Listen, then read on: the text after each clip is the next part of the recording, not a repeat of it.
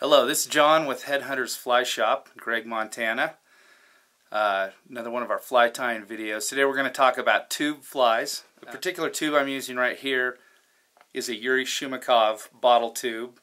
Yuri Shumakov, the late Yuri Shumakov, really kind of brought bottle tubes to the forefront of tube fly tying. And I used to import these to the U.S. with Yuri a dozen or so years ago. And anyhow, so I've got a bundle of them. Let's tie up a fly. We're going to start with a Ray Shadow or a collie dog, if you want to call it that. They're basic black wing tube flies, old school Atlantic salmon patterns, and I found them to be very effective on the Missouri. I'm starting here. I've got an HMH tube fly vise, and it holds the tube in the collet right here in the front. Very stable and secure method. We're going to start with some 6/0 thread, black, wrap it over the level section of the front of the tube, trim the thread. Again, this is a very simple fly. The trick with a tube fly is the head tends to get real big if you put too many materials on it. On a bottle tube like this, where you're tying on the metal, you don't want to use too many materials. We're going to put a little bit of white bucktail that's going to be our underwing.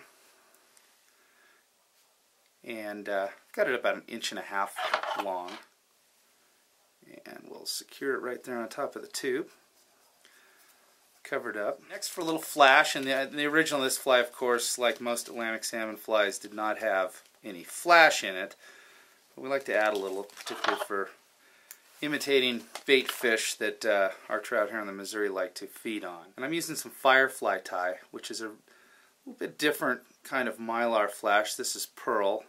Kind of got a crinkly effect to it. Really moves well in the water. Almost makes the fly glow.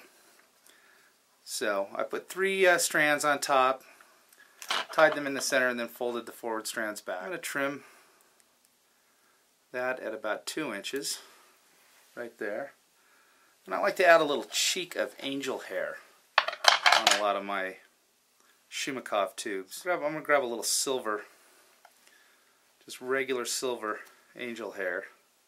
And I tie this, again, I'm going to tie it in the center, but on each sides instead of on the top. So I'm going to tie first on the side facing me.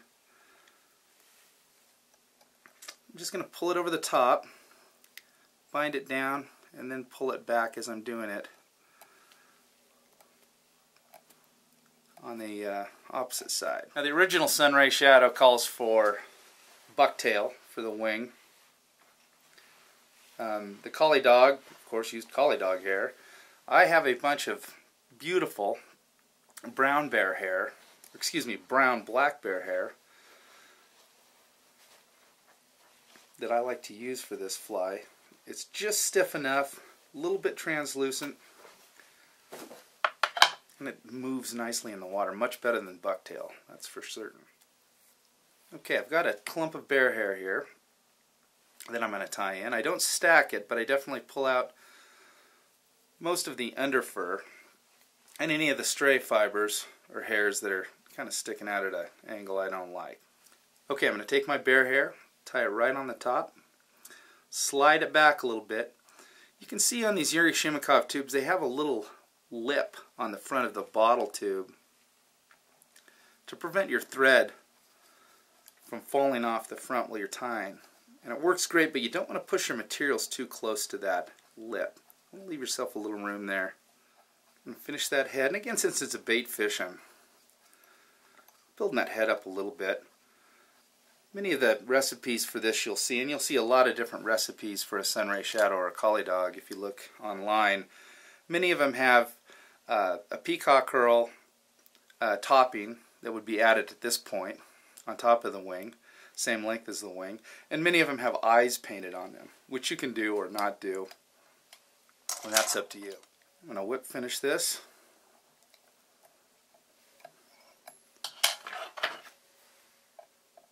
And there you have a Ray Shadow.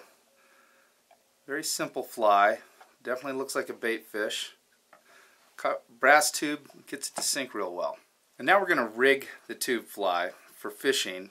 I'm going to use some silicone junction tubing. This is stretchy, soft, not the fuel hose type junction tubing you'll see. I'm going to cut a piece, 3/8 of an inch long or so, right here.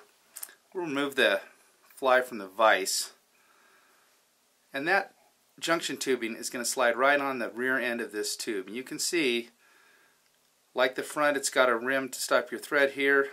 The junction tubing will slide right up to that first rib in the Ray-Shadow.mov bottle tube, just like that. And you can use just about any hook you'd like.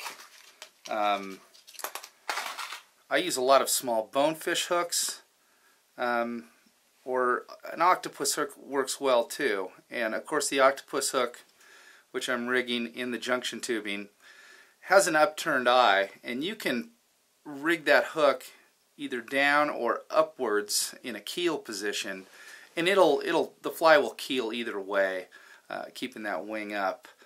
You obviously run your leader or tippet through the front of the tube, out the back, tie the hook on, and then pull the eye of the hook into the junction tubing.